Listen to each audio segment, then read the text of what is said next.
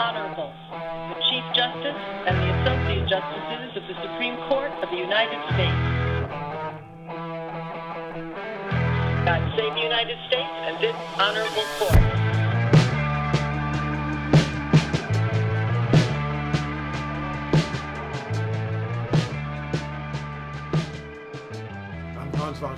And this is Court is Adjourned. And the title of our episode today is The Virginia Supreme Court Lives Up to the State's Motto.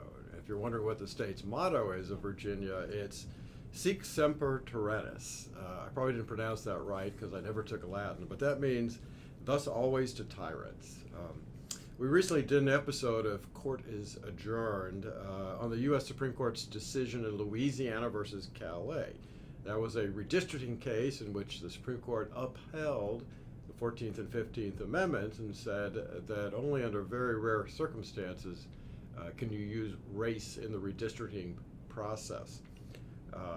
That basically has stopped, well, hopefully will stop, the misuse of the Voting Rights Act by progressives trying to use race to guarantee the success of their political party. Well, we just had another major decision, but this time by the Virginia State Supreme Court in the midst of the redistricting battles going on across the country. The Virginia State Supreme Court is composed of 7 members as compared to the 9 on the U.S. Supreme Court, and those 7 members are actually picked by the state legislature. In a 4-3 decision, the court said that the process used by the Virginia State Legislature, which is controlled by Democrats, did not follow the very specific rules laid out in the Virginia Constitution that have to be followed to amend the Virginia Constitution. Here to discuss what happened in Virginia is Justin Reamer, an old friend of mine, who is also the president CEO of Restoring Integrity and Trust in Elections, and also president of the Ulysses S. Grant Institute for the Study of Democracy. He also practices political law at First Street Law. Most importantly for our discussion, he's not only a very experienced election lawyer, but he's got something that a lot of election lawyers don't have, which is experience as an actual election official, because he at one time served as the deputy secretary of the Virginia State Board of Elections. And in Virginia, unlike a lot of other states where elections are run by the secretaries of state, it's actually the State Board of Elections that administers elections here. He was also a staffer for the U.S. Senate Committee on Rules Administration. That's the Senate committee with jurisdiction over all matters concerning elections. And he's currently a member of the Board of Advisors of the U.S. Election Assistance Commission.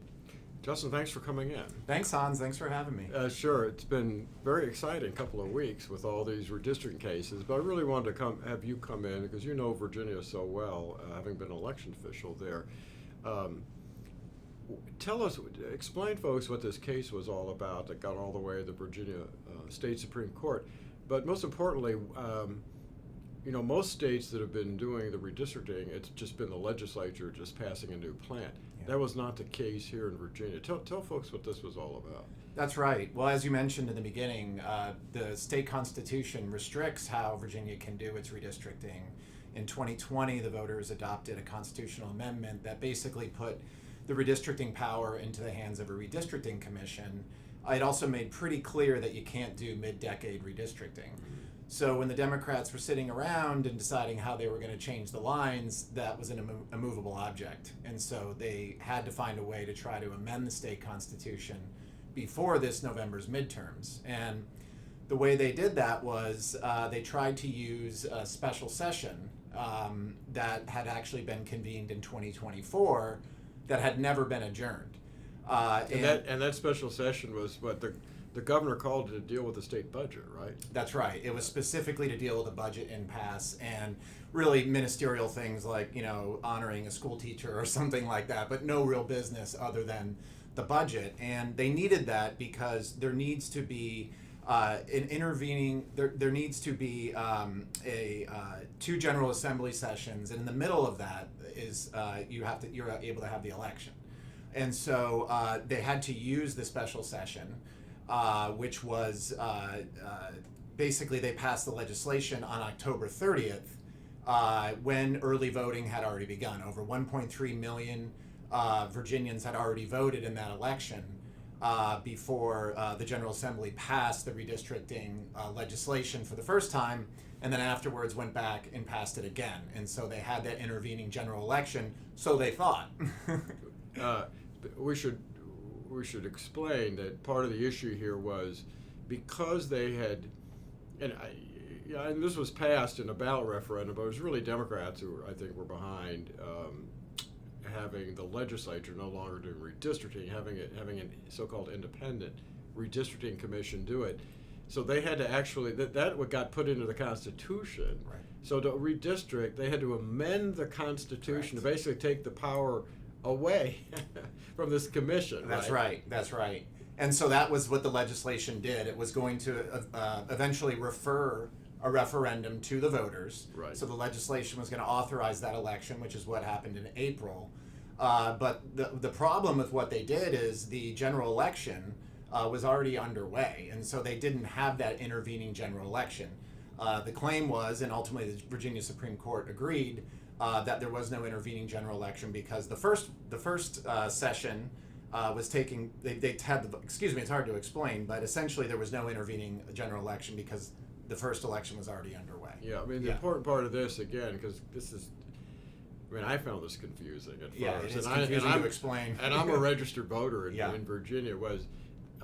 Virginia, unlike a handful of states, only has a part-time legislature. So they're in session normally in a regular session from like January, usually through what, April, maybe May, That's depending right. on how much stuff they have. Right. Yeah. So in October, when there was no general session going on, that's when they said, oh, let's reconvene that special session that the governor called the year before. The year before, yeah. The year before to deal with the budget, and we'll quickly pass this redistricting plan. Now, Right. there were several lawsuits filed. I mean, one of them was saying, well, they hadn't followed the procedure correctly. But there were others also, right? Like, wasn't there one saying that when they wrote the summary for the actual amendment that got put on the ballot for voters, that it was deceptive? Yeah, I believe it. The ballot summary said something like the purpose of this is to restore fairness in the redistricting process. It was very Orwellian, and unfortunately, that was challenged in the litigation, as you mentioned. But there's not really strong provisions in Virginia law that say that the ballot summary needs to be neutral, unbiased, not suggestive. And so ultimately, the Supreme Court didn't need that to rule on that particular issue to invalidate the referendum. But certainly the ballot summary was anything but fair. Right. It's interesting. I was talking to somebody about that very issue, the deceptiveness of what was on the ballot for voters. And this person said to me, he said, I hate to use California as an example because they do things so wrong, but apparently they have much stricter laws regarding that the description of referendum has to be very neutral. Plus, apparently, they do something that Virginia doesn't do. They send out a notice to all of the voters ahead of the election in which they not only have the text of the referendum, but they allow the folks on both sides to put in a brief argument on why it's good or why it's bad. But Virginia doesn't do anything like that, right? They don't, and you're absolutely right. Other states have much stronger provisions that ensure a fair ballot summary. Like California, we don't really give them credit much, because of all the bad policies they enact. But that is a good thing that they do. And other states that really use the ballot initiative process frequently have restrictions on suggestive language and that sort of thing. And ultimately, those issues get litigated all the time. And not everybody's happy, but at least you end up with something close to fair, which is not what you had here. Right. Well, now, the first lawsuits were actually filed, I think, at the beginning of this year, but the Supreme Court deliberately put off making a decision until after the referendum. There have been some folks who have been criticizing that. Yeah. But as I understand it, maybe you could explain this, they were kind of following Virginia law on this, weren't they? That's right, and they were following exactly what the state said they needed to follow, which was that they couldn't issue a decision before the referendum. because really the idea was that it wasn't right because the full process to enact the law Right. had not been completed, which was the voters voting on it. Right. And so the state defendants throughout the process were insistent in the fact that the court could not rule before the referendum. Now, of course, that is being used to attack the decision that they're taking away the will of the voters, but that's exactly what the state said all along. And the Supreme Court was very careful in its opinion to catalog all the statements that the state had made because they were obviously self-aware that they were going to be criticized for making this ruling after the election took place. You know, the best parallel that I heard that really explains this actually was explained by Ken Cuccinelli, former Republican Attorney General of the state, and he said that, you know, a referendum is kind of like a bill passed by the legislature. The bill doesn't become law until the governor actually signs it. Yeah. And the referendum that was passed by the legislature wouldn't become law until voters actually pass it. And you can't, no court would allow you to sue over a bill that simply passed the legislature before it's actually been signed That's into right. law. They're going to say, well, it's too early. That's right. So this is the same thing as that, right? That's right. You know, and I think that makes a lot of sense. It's essentially draft legislation until the voters approve it. And so, you know, the Supreme Court, I think, probably did the right thing, even though it would have maybe made sense in many ways to rule beforehand. Right. And also, listen, I mean, it takes time to get to the right decision on these things. It was a thoughtful opinion, and there's a lengthy dissent, and so they wanted to get it right. And obviously, we feel like they did. They absolutely did. Right. Yeah. Now, I know a lot of folks have said, "Oh, these are just procedural rules," but as I understand it, the whole purpose of saying there has to be a general election between the two times that the General Assembly passes a referendum before it's then put on the ballot, right, is to give voters, the first time the General Assembly passes the referendum, if voters don't like it, well, then they have an opportunity, right, in the general election coming up to try to get the people who sponsored it out of office. I mean, is that kind of the idea behind this? It's a great point. That's exactly the idea behind it, is that after that first vote, our voters get to register their approval or disapproval of the legislators who voted on the first referral. So my organization filed an amicus brief actually looking at that idea from across the country, and it's actually relatively common that the reason for that is that voters can register their feelings on that amendment, and then obviously save the time. If the voters react strongly, then it's a signal to the legislature that they shouldn't move forward and waste all the time and money and energy in putting that thing on the ballot after it's passed the second time. So now some people may think that's archaic, some people may think voters may not do that, but it's absolutely the reason why those provisions are in there, at least one of the reasons. And so, you know, I think the court took that quite seriously and mentioned that as a reason in its opinion. And it's not uncommon. Other states have this. I can't remember off the top of my head how many, but it's relatively common. Now, the margin of, well, first of all, the turnout was very high. I mean, this was the only thing on the ballot, and normally when there's only one item on a ballot, turnout's very low. But I think something like 3 million people turned out. Yeah, I think that's right. It was a very high turnout election for, like you said, not having anything else on the ballot. There were tens of millions of dollars spent on it, which probably had something to do with why the turnout was so high. Obviously, you know, both sides were investing a lot of resources, given the fact that, you know, you had several congressional races that were, you know, potentially implicated by it. Right.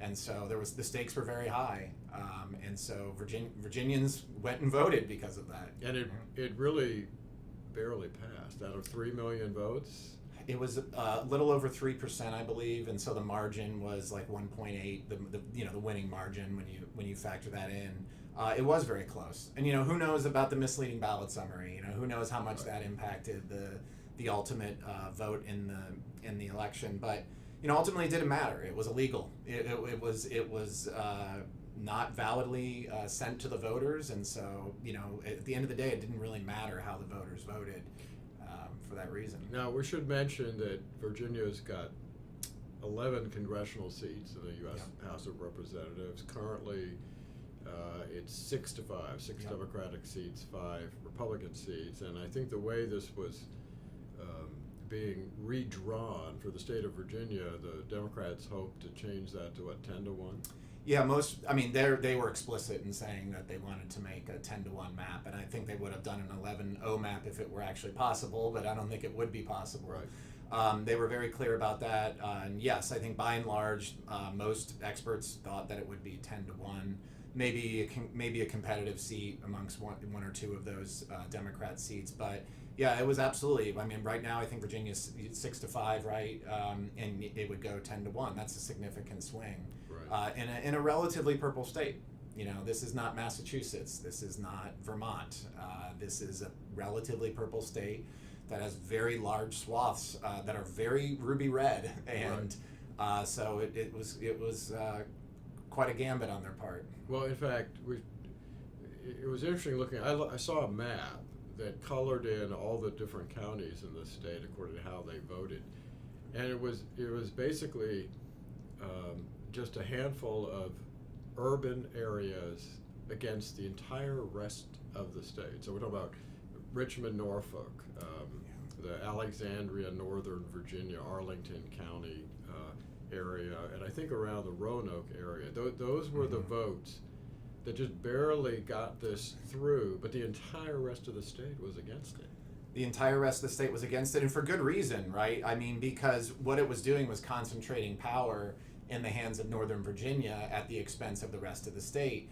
And some of these districts were so large and convoluted that, you know, these people down in the Shenandoah Valley, for example, have nothing in common really with the voters in Northern Virginia. They have different interests, different priorities, but that's what the redistricting plan would have done. And I think that's why you saw large swaths of the population, as you mentioned, being opposed to it. So basically they were drawing these really long districts to have the dense but small urban areas controlling basically these entire rural areas of the state. That's right. That's exactly right. It's, I guess, you know, one analogy, I don't know if it was quite a pizza pie, but you heard the pizza pie analogy where, you know, you build these districts into swaths of urban populations, and to be able to get enough people in each district, enough Democrat voters in each district to outweigh the exurbs in rural areas. Yeah. Now, almost the same day, I think it was the same afternoon, that this decision came out, the Democratic Attorney General of the state filed a request with the Virginia State Supreme Court asking them to stay or not allow their opinion to go into effect, because they said, well, we intend to appeal with the U.S. Supreme Court, which as of the time we're taping this, they have done. But that 2-page motion that they filed with the Virginia State Supreme Court was a bit embarrassing for the AG's office, wasn't it? It was. And honestly, the AG from the outset there's been a lot of sloppiness in the work, from the AG opinions that were issued immediately upon him swearing in, just typos and mistakes, and it's been pretty sloppy. And, you know, we understand, we've worked in government and work in high intensity situations where you have very little time, but there's certainly a tendency and a trend to have some sloppy work product, including the U.S. Supreme Court stay motion that was just filed yesterday or the day before. I mean, I should say that probably the most embarrassing you could possibly do is they misspelled the word Virginia. Yes.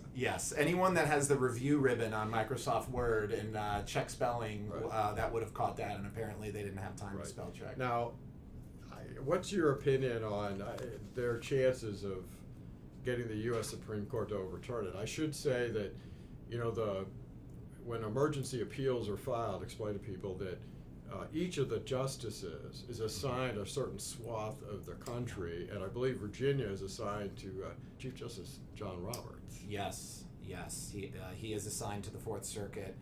I mean, if I were a betting man and this was something you could bet on, I would probably put my life savings on the fact that that the U.S. Supreme Court is going to reject the state's request to do anything to disturb the state Supreme Court's order. And it's honestly, it's embarrassing for the state to have even filed it. There's no real federal question involved in that decision. And their grasping for one is just, it's frankly very, it's weak. And I don't want to use the word frivolous, but it's close to frivolous. Well, yeah, because the Supreme Court has always deferred to, and it hasn't mattered when it's conservatives or liberals controlling the court. They always defer to state Supreme Courts when those state Supreme Courts are interpreting their own state's constitution, and that's certainly what's happening here. Absolutely, they've tried to inject a federal question into the lawsuit by pointing at the majority opinion's analysis of the federal election day statutes and saying, well, this was part of how they looked at the state law provisions. It was sort of in the mix, and therefore it's intertwined. The federal law questions are intertwined with the U.S. With what the Virginia Supreme Court was saying on the state law issue.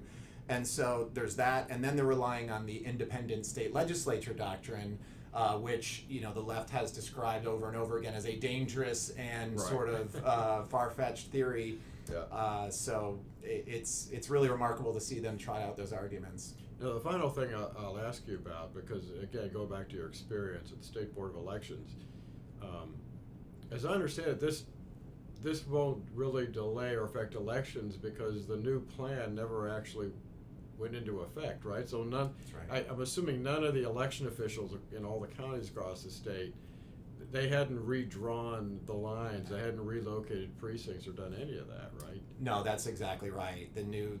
I mean, there may have been some informal preparation, Right. but certainly no district lines were ever changed, as far as I know, nor should they have been, because I believe that the trial court stay at least was in effect for a good chunk of this time, so it should not have been. It should not have been implemented. And so my guess is that Virginia election officials around the state, regardless of their political preferences, are breathing a huge sigh of relief that they're not going to have to implement new district lines, on the eve of the primary. Right. And I can tell you that from personal experience, having had to do it. Right. Now, one other thing, I said one more question, but I got another one. Yeah. The New York Times, actually, of all newspapers, published a story.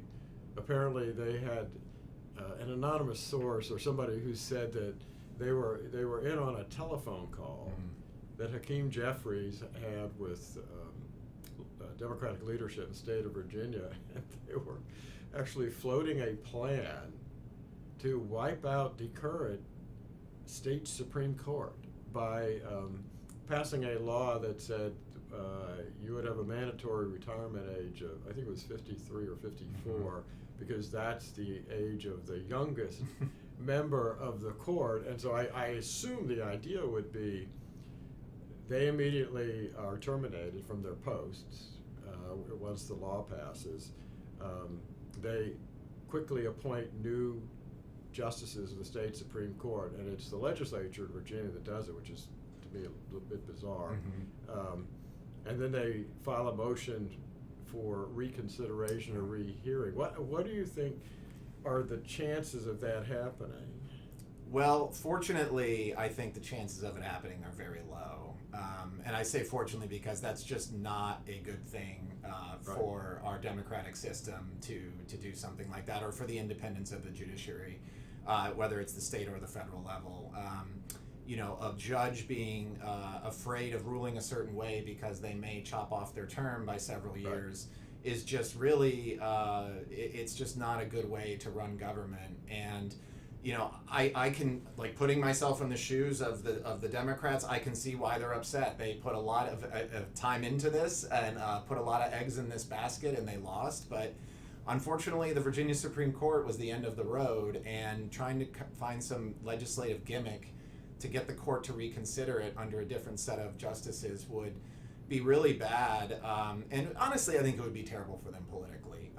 I can't imagine that even people who supported the gerrymandering would have supported getting rid of these justices because they didn't like the way they ruled. I mean, to me, that very idea shows an unbelievable contempt for the rule of law. It really does. To even consider doing something like that, You can kick and scream, you can say you don't like the opinion, there's all those things that we do when we don't get a ruling that we like, but to take those drastic measures is just really, it's hard to believe that was even discussed. Right. If Democrats wanted to, and we should mention again, in Virginia has off-year elections. Mm-hmm. There's a handful of states that do that. So it was last year in the elections that the state switched over from Republicans controlling the top offices to Democrats doing it. So now if the Governor Spanberger, wanted to call a special session now so they could repass this, at what point would they be able to actually reintroduce this referendum onto the ballot? How soon could they do that? Boy, I'm trying to do the math here, and this is confusing. As you can tell, I butchered sort of the analysis in the beginning. So they would need to go back into session, and that, I don't know how easy that would be. Right. Maybe the governor could call them back. I think the governor has some authority to call a special session. They would need to pass that, and then you would need an intervening General Assembly election. So that would be 2027, and then they would need to pass it after the 2027 election, right? So I think it would be 2028. I'm trying to think at the earliest. Yeah, if that math works out, because you need that General Assembly election in 2027. That's the absolute, and then they could come back after that. So early 28, maybe. Maybe. Yeah. And they may not be interested in doing that, given all the attention that's going to be there on the presidential election, right? That's right. That's right. And they better make sure they do it before early voting starts during the General Assembly election, because now we know that the general election in Virginia means the time in which people are voting in that election. Yeah, I had to laugh over the fact that what really caught them up in the Supreme Court's opinion was that early voting had already started. Virginia has, as you know now, the longest period of early voting in the country, 45 days. And who was it that put that in? It was Democrats the last time they were in control of the state. Yeah. It's that is a very good point. That came back to bite them. And I can live with early voting. You don't need 45 days of early voting, and I think it's sort of tied to the military deadlines to mail ballots, because Virginia, it was always in-person absentee voting, right? And obviously that sort of concept has changed, and Virginia has more traditional early voting, but ideally, they would shrink that period, although it would make it easier for them to have done what they did here. Right. Well, as you know, I always do a classic movie review at the end, Justin, and I always try to relate it to either the person I'm talking to or the issues we're talking about. And I was glad you mentioned the Shenandoah and how Democrats were redoing these district lines to have the urban areas in northern Virginia. They have a district stretching all the way out, hundreds of miles away, to control the Shenandoah Valley, which they know nothing about. So I picked the 1965 Civil War movie Shenandoah, which takes place during the Civil War, and it's about a farmer in the Shenandoah Valley, played by Jimmy Stewart. He has 6 sons, played by folks like Doug McClure and John Wayne's son, Patrick Wayne. And they don't own slaves, and he is basically doing everything he can to keep his family, including his sons, out of the war until the war comes to him. And they are besieged by both the Union Army and the Confederate Army. I chose this movie for various reasons, because it's about Virginia. It's a really moving film, has great humanitarian themes in it. But the other reason I picked it was because it reminded me of how the Democrats just tried to carve up the state of Virginia to ensure that liberal urban areas control rural areas, overriding basically the concerns of the conservative voters that we have out there, including the many farmers in Virginia, just like the Virginia farmer played by Jimmy Stewart. in the movie. So be sure to follow us on Spotify and subscribe on YouTube. I'm Hans von Spakovsky, and Court is adjourned.